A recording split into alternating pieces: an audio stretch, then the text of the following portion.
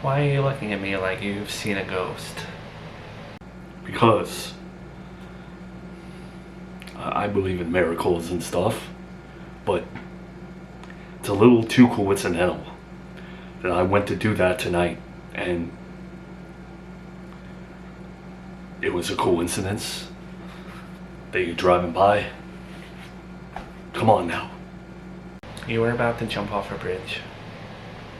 That's a pretty big deal. And I stopped you from doing that. But you want to focus on the how and the coincidence. I would look at it like the universe put us together. Just not buying it. You're also like too understanding.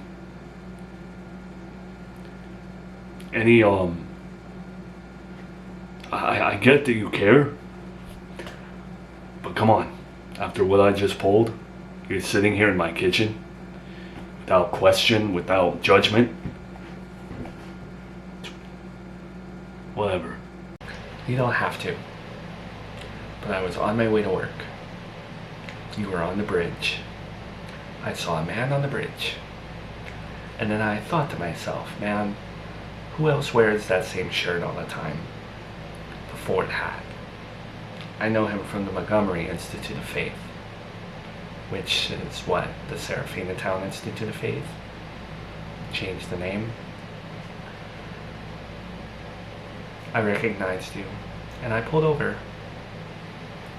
It just so happens that I don't often take gigs at 2 in the morning like that. Sometimes the latest, they can go 1:30. Hold on. I'm just curious. That's also bugging me. Your family owns banks, and you're going to work at 2 in the morning? No one does the graveyard shift if they have like a lot of money. So, what's your job? Why should I tell you if you don't even trust how we met? And automatically, you're assuming that I was stalking you. Which I wasn't. I have no desire to stalk anyone. You know, I've been in the dating world for a bit. Dating sites and all that. It's not easy. It's not easy to catch a fish. And I've faced a lot of criticism over the years. For me to believe that you're just into me, I don't know.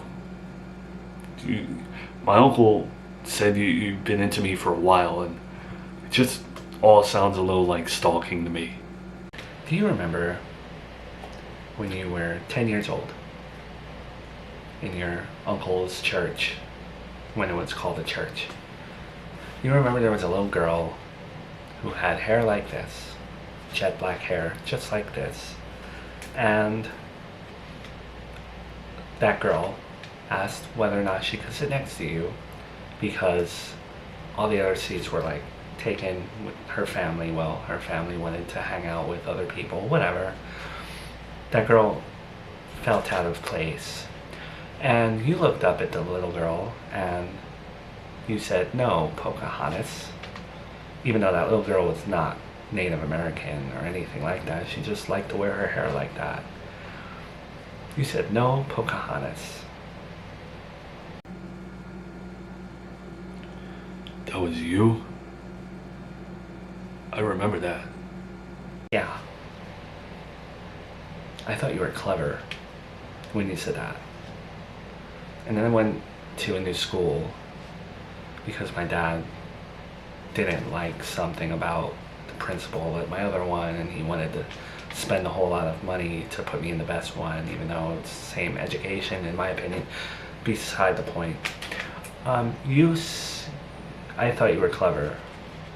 Then I went to that school, and more people called me Pocahontas, and I constantly thought of you, and I avoided you at your uncle's church. And I hated you for 7 years. Because any kid that said that to me,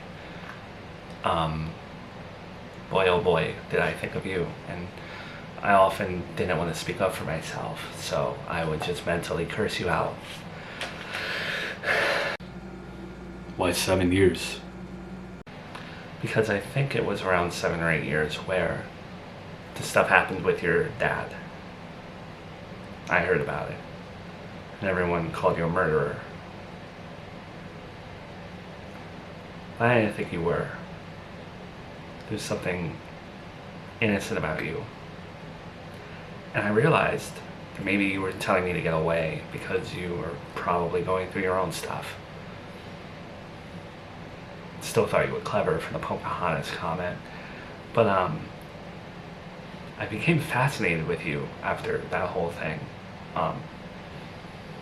Then I did my own stuff, and it wasn't until a little recently that I saw you speaking at the, institute. You were in the news. Boy, oh boy, there was the little boy calling me Pocahontas again. And I wasn't mad though. I wanted to get to know you. But your uncle said no. Flash forward to the bridge, and that little boy was about to leave. And I stopped him. And now you're questioning all of it. But there's the story.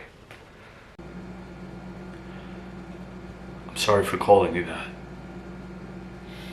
That day I was alone. And my dad said he was going to come with me. I liked going with him because we would leave and he'd be different. I guess he'd listen to the sermons and he wasn't so angry.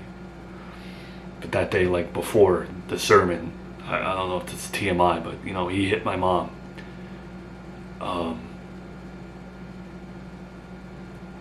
was just angry that day. Then you asked me to sit next to me. I didn't want anyone to sit next to me. I guess I was holding that seat for Jesus. Do you believe in fate or no? I used to. Well, I believe in fate. And I would like to get to know you a little bit more.